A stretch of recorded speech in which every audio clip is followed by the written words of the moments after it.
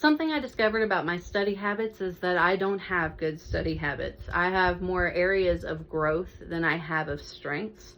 And the areas of strength that I have came through my sister. When I first started taking college classes, I was taking notes literally by taking the information word for word from the textbook and rewriting it in my notebook.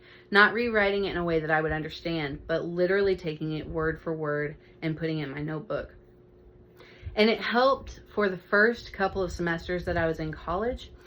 But when I got to my government class, there was a lot more information in that class, and I found that it was a little more difficult to do that by taking it word for word and putting it in my notebook. So my sister taught me how to shorthand the information and to make connections to it. So it wasn't just recalling the information long enough to remember it for the test or for the assignment, but helping me to remember and comprehend the information so that it would go on with me later on in life. So if anybody was to bring up the topic, I would be able to expound a little bit more because I wrote the notes in a way that I could understand, that I could comprehend it, and it would stick with me. So I would believe that an area of strength is that I can understand the notes that I take and make connections to those notes. That would help me to remember the information. Another area of strength is that I have a routine of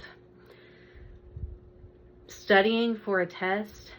So I don't study throughout the week, but I study right before I take the test because then the information is fresh on my mind and I make more connections to that information that will help me to remember the information for the test. So I will study for a little bit of time and make those connections, and then I'll take a break and then come back to it and study a little bit more. And a good portion of the time, if you are taking a test on 3 chapters, you're going to have a lot of information to remember.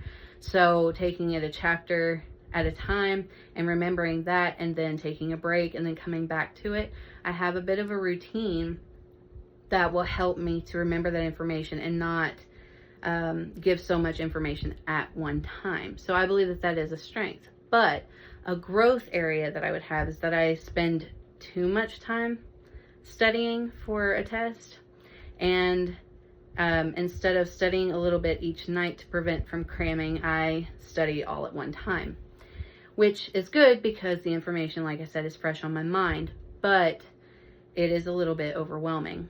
So I believe to address these areas of growth, I can chunk out the information throughout the week. So if I have a test on a Sunday, I can take little chunks of information and study it out on a Monday and study it more extensively. And instead of studying it for 3 or 4 hours at a time, I could take 30 minutes and take a break and then come back and study again, or I can study that little bit of information for an hour and make connections to that information. Then the next day, chunk out another piece and go back to that information that I learned on Monday and just try to connect those two. So then by the end of the week, when I go to take the test, I will remember the information because I have recalled it all throughout the week. And I won't just remember it for the test, but later on down the road as well.